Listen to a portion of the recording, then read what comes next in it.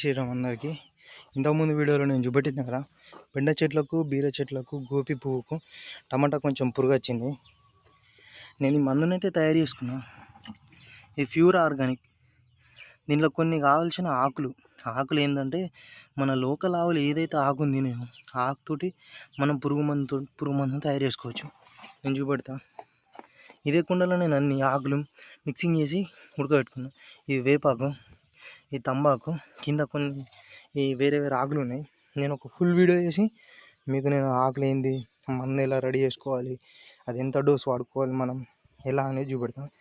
First ఉడకబెట్టిన ఇది ఉడకబెట్టి కూడా ఆవుమూత్రం కూడా మనకు లోకల్ ఆవాయి ఉండాలి. ఒక్క ఆవుమూత్రంతో మనం ఎన్నో మందులు తయారు చేసుకోవచ్చు. మీకు ఎవరికైనా డౌట్ ఉంటే నాకు మెసేజ్ చేయండి. నేను పర్సనల్గా మెసేజ్ చేసినా ఓకే, ఎట్లా చేసినా ఓకే, నేను కంపల్సరీ మీకు రిప్లై ఇస్తాను.